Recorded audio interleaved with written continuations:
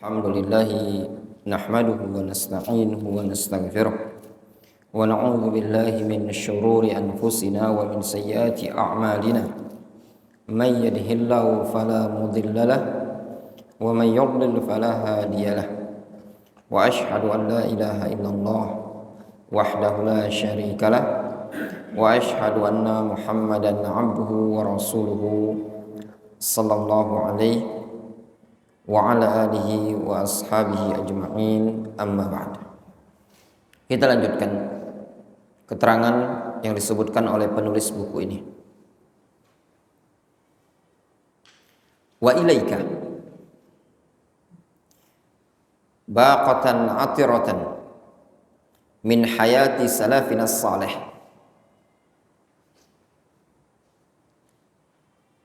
Ini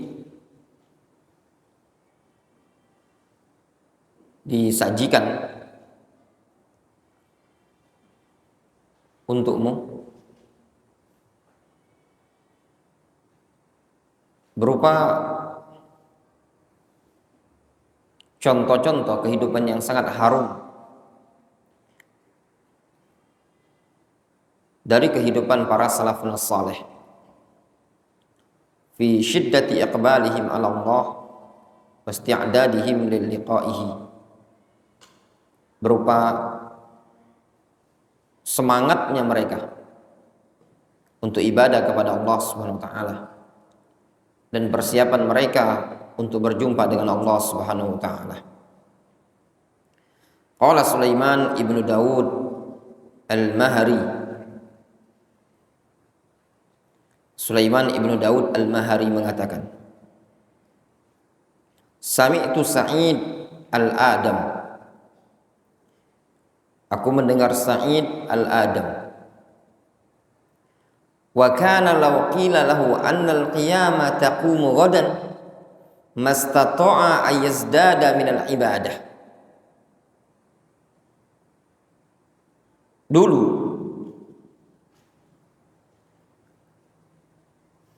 kalau seandainya dikatakan kepada dia, kepada siapa? Sa'id al-Adam.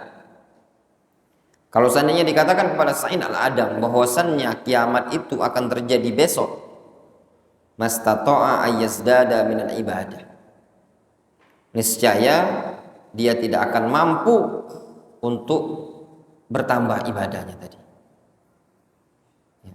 Saking sangat takut dan sangat persiapannya. Ya. Jadi kalau seandainya dikasih tahu, diomongin ke dia, besok itu akan terjadi hari kiamat.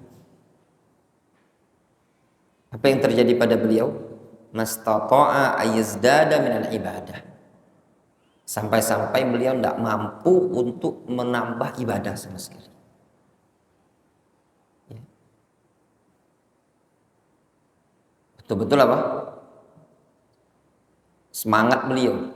Dapat khabar seperti itu, tidak ada kesempatan mampu lagi untuk nambahnya lagi. Kejar pada saat itu.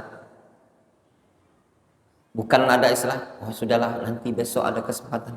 Tidak ada. Berarti seketika langsung berubah persiapan untuk beribadah tersebut.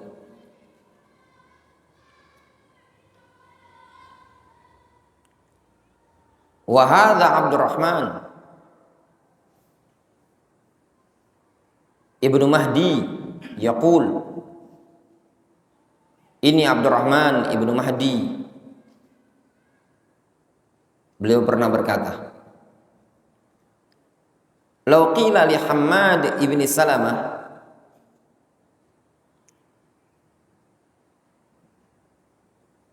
kalau seandainya dikatakan kepada Hammad ibnu Salamah, innaka tamut ghadan, engkau akan mati besok, ma qadira ayazida fil amali syai'an, beliau tidak mampu sedikit pun menambah amalan itu tersebut. Maknanya apa? Betul-betul tersentak, terkaget, sangat takutnya tadi ya. Sama seperti tadi. Ketika dikatakan kepada Sa'id Al-Adam, besok terjadi hari kiamat. Mastata'a yazdad minal ibadah. Tidak mampu lagi untuk ngasih tambahan ibadah. Saking apa? Saking tersentaknya gitu loh. Dan saking apa? Saking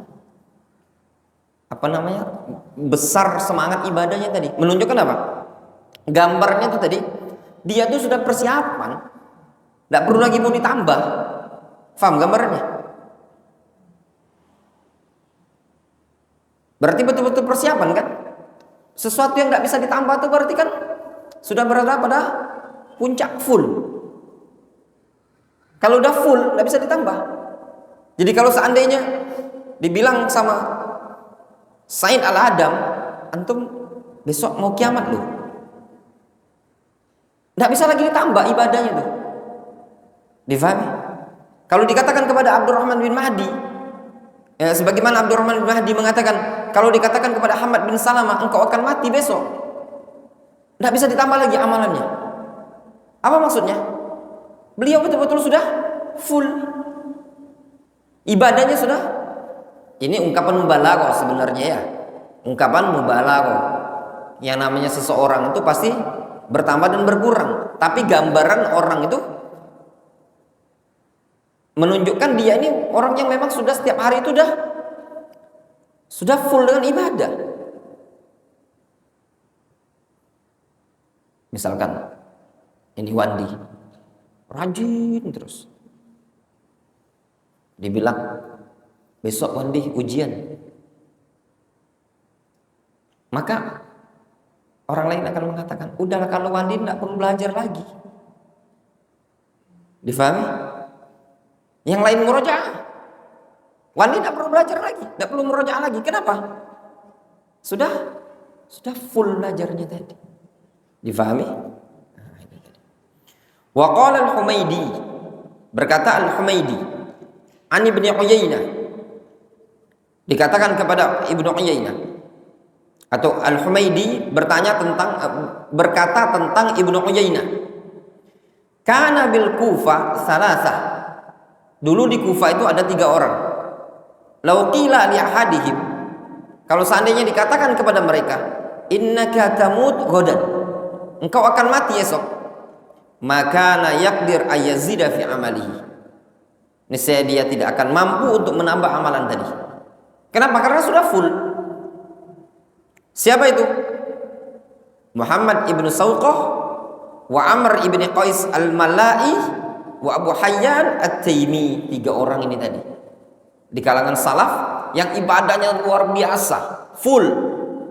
Kalau dikatakan besok mau mati, besok mau kiamat, besok begini, itu tidak perlu semangat digas lagi, karena gasnya sudah habis. Difahami? Kayak Wandi, belajar terus antum, full. Dibilang besok mau ujian, Ibnu masih murojaah. Wandi sudah full, mau murojaah lagi, tidur, dia juga tidak tidur lagi. Difahami? Dia belajarnya sudah full, murojaah sudah full. Wa an Bukair ibni Amir qala law qila li Abdurrahman qad tawajjaha malakul maut ilaika yuridu qabda ruhika ma kanat indahu ziyada ala ma huwa fihi. Kalau dikatakan diriwayatkan dari Bukair ibnu Amir, kalau seandainya dikatakan kepada Abdurrahman, ya, sungguh malaikat maut telah berjalan menuju engkau, ingin mencabut rohmu, maka tidak butuh lagi dia untuk menambah amalan yang dia sudah kerjakan. Difahami? Berarti sudah persiapan. Fahadha babun wasi'un nafisun fi bayani ma kana alaihi salafun as-salih fi azimi iqbalihim ala Allah, wa rahimallahu Ibnul Jauzi mubayyinan al-farqa bainahum wa baina man ata man ba'dahum bimarahil min ahli zamanihi, fa kaifa bi zamanina wal ghaflah bulughatan mablagh wal ghaflah bulughata mablaghina. Ini adalah bab yang sangat luas lagi berharga di dalam menjelaskan apa yang biasa menjadi sesuatu kebiasaan yang dikerjakan oleh para salafun saleh dalam bentuk besarnya penghadapan ibadah mereka kepada Allah Subhanahu wa taala. Semoga Allah merahmati Al-Imam Ibnu Jauzi yang mana beliau seraya menjelaskan perbedaan antara mereka dan antara orang yang datang setelah salaf ini tadi dengan sekian banyak perbedaan marahil dibandingkan dengan penduduk di zaman beliau. Terus bagaimana dengan zaman kita yang sudah banyak kelalaian tersebut sudah mencapai pada puncaknya di kalangan kita ini tadi? Ya apa tidak? Ini di kalangan salaf loh. Al-Imam Ibnu Jauzi di zaman beliau saja banyak perbedaan antara salaf dengan orang yang ada di zaman beliau. Terus bagaimana dengan zaman kita? Tentu banyak perbedaannya. Qailan ajaban li khaufihim ma'at tuqa wa amnina ma'az dzunub wal ma'asi. Al-Imam Ibnu Jauzi berkata, kata beliau, ajaban, sangat menakjubkan, li khaufihi, merasa takut yang ada di kalangan salaf, ma'at tuqa, dengan dibarengi rasa takwa yang ada pada mereka, wa amnina ma'adz dzunub wal ma'asi, dibandingkan kerasa aman, merasa nyaman yang ada di kalangan kita dibarengi adanya dosa dan maksiat. Kata Ibnu Jauzi, sangat mengherankan, sangat menakjubkan. Salaf itu takwa plus takut. Kita ini maksiat banyak, dosa banyak, plus merasa aman, tenang baik, tidak akan mungkin diazab oleh Allah Subhanahu wa taala. Ya benar. Tsumma alam akhi ra'akallah annahu yadkhul fi jinsil amal salih fi ashri dzil hijjah as-saum la siyama saumu yaumi arafah li ghairil hajj fala tufarrid fihi fahuwa mujma'un ala istihbabi saumiha istihbaban syadidan wa qad akhbara an-nabiy sallallahu alaihi wasallam fi fadli yaumi arafah. Ketahuilah wahai saudaraku, semoga Allah menjagamu, bahwasanya masuk pada jenis amal saleh pada 10 pertama bulan Dzulhijjah adalah puasa. Terlebih lagi puasa hari Arafah bagi orang yang tidak sedang berhaji. Janganlah engkau sepelekan puasa tersebut. Itu adalah puasa yang disepakati tentang sunnahnya dengan sunnah yang sangat-sangat ditekankan, sebagaimana yang dikabarkan oleh Nabi Sallallahu Alaihi Wasallam. Nah, ini disebutkan hadis-hadis tentang keutamaan puasa Arafah. Ya. Fi fadli saumi yaumi Arafah, tentang keutamaan berpuasa di hari Arafah. An Abi Qatadah Al-Ansari radhiyallahu anhu, dari Abu Qatadah Al-Ansari radhiyallahu anhu, anna Nabiyya sallallahu alaihi wasallam qala, dari Nabi sallallahu alaihi wasallam beliau bersabda, siyamu yaumi Arafah ahtasibu 'ala Allahi ayyukaffira sanata allati qablahu was sana allati ba'dahu. Kata Nabi sallallahu alaihi wasallam, puasa di hari Arafah, aku mengharap kepada Allah agar Allah mengampuni dosa setahun sebelumnya dan setahun setelahnya. Hadis rawahu Muslim wa Tirmidzi. Kata Rasul, puasa Arafah itu menggugurkan dosa setahun sebelum dan setelahnya. Wa anhu, dari Abu Qatadah, anna Rasulullah sallallahu alaihi wasallam qala, anna Rasulullah sallallahu alaihi wasallam su'ila an saumi yaumi Arafah faqal yukaffiru sanatal madiyah wal baqiyah. Rasul ditanya tentang puasa Arafah, kata beliau, puasa Arafah itu menggugurkan dosa setahun sebelumnya dan yang akan datang. Wa an Qatadah ibn Nu'man, dari Qatadah bin Nu'man, qala sami'tu Rasulullah sallallahu alaihi wasallam yaqul, aku mendengar Rasulullah sallallahu alaihi wasallam beliau bersabda, man shoma yauma Arafah ghufira lahu sanatun amamahu wa sanatun ba'dahu. Sahih Ibnu Majah. Kata Rasulullah dalam hadis Qatadah bin Nu'man, siapa yang puasa Arafah diampuni dosa setahun di depannya dan setahun di belakangnya. Maksudnya apa? Setahun yang telah lalu dan setahun yang akan datang. Nah, permasalahannya, dosa apa yang diampuni ini tadi? Ma makna takfir huna? Apa makna takfir, diampuni atau digugurkannya dosa di sini? Qala An-Nawawi, berkata Al-Imam An-Nawawi, saumu yaumi Arafah kafaratu sanatain puasa hari Arafah itu menggugurkan dosa 2 tahun. Wa yaumu Asyura kafaratu sanah. Puasa Asyura menggugurkan dosa setahun. Wa idza wafaqa ta'minuhu ta'minal malaika ghufira lahu ma taqaddama min dzambi. Apabila ucapan amin dia mencocoki ucapan amin malaikat, maka akan mengampuni dosa dia yang telah lalu. Kullu wahidin min hadhil mazkurat salihun lit takfir. Segala sesuatu bentuk amalan yang seperti ini layak untuk menggugurkan dosa. Fa in wajada ma yukaffiruhu minas saghair. Itu kalau didapati dosa yang layak digugurkan berupa dosa kecil. Kaffarahu, maka amalan tersebut akan menggugurkan dosa kecil tadi. Wa illam yusadif saghiratan wala kabiratan kutibat bihi hasanat wa rufi'at lahu bihi darajat. Nah, kalau seandainya tidak didapati dosa kecil, tidak pula dosa besar, maka dicatat kebaikan yang dengan kebaikan tersebut diangkat derajat orang tadi.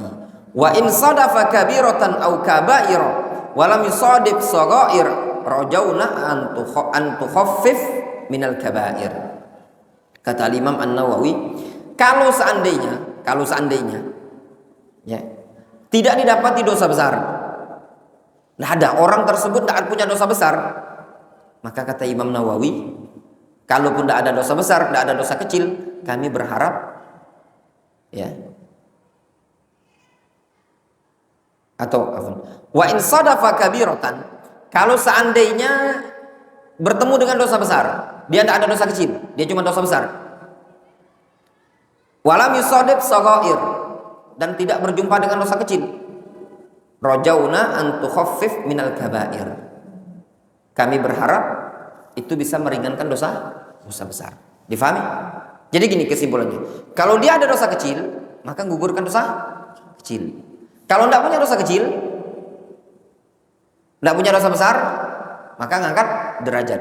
Tapi kalau cuma ada dosa besar, harapan dosa besar tadi bisa berkurang, bisa ringan dengan sebab puasa Arafah tadi. Wallahu taala a'lam bishawab. Mungkin kita cukupkan dulu sampai di sini ya. Mungkin ini kajian terakhir ya. Besok subuh itu anak ada kajian di luar, baru ingat anak punya kajian di luar ya. Insyaallah mungkin kita ketemu nanti setelah Id ya. Naktafi bihadzal qadar.